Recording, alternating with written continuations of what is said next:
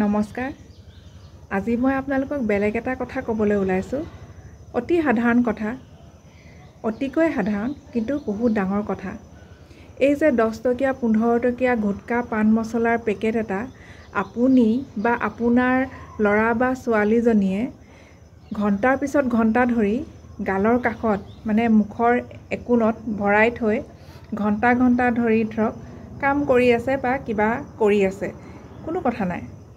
কিন্তু সেই বস্তুটোৱে আপোনাৰ বা আপোনাৰ ছোৱালীজনী বা ল'ৰাটোৰ কিমান অনিষ্ট কৰিছে সেইটো আপুনি ভাবিবই নোৱাৰে।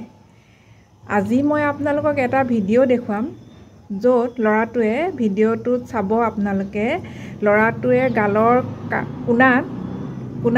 কোণাত কি কৰে, পেকেটটো পূৰা সুমুৱাই লৈ কাম কৰি থাকে ঘণ্টাৰ পিছত ঘণ্টা। মুখখন জপাই মেলি একদম নিজৰ কামত ব্যস্ত হৈ থাকে।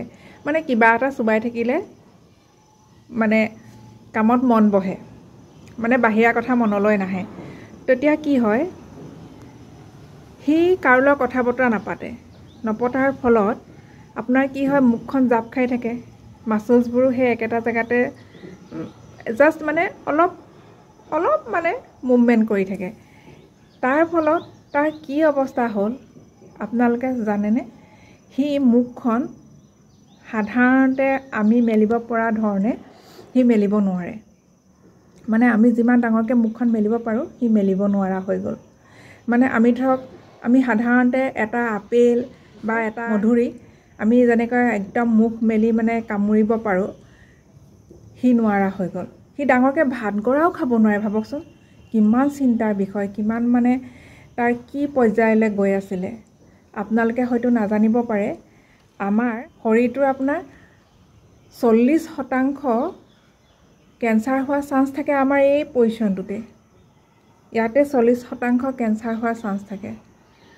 সেইটো কাৰণে আপোনালোকে পৰাপক্ষত এই 10 টকীয়া 15 টকীয়া পান মছলাবোৰৰ পৰা আঁতৰি থাকক। কিহৰ কাৰণে হৈছে এইটো? পেকেট গুটকা পান মছলা এইবিলাক খোৱাৰ কাৰণে আৰু মুখৰ সেইকাৰণে খ্ৰীষ্টমাছ হৈছে, মুখত বেছি মেলি নাখায় আৰু পূৰা ৱাইডলি অ'পেন নহয়, মানে মুখখনত পেকেটটো সোমোৱাই পেলাই চুবাই খাই থকাৰ কাৰণে এই অৱস্থা হৈছে ন?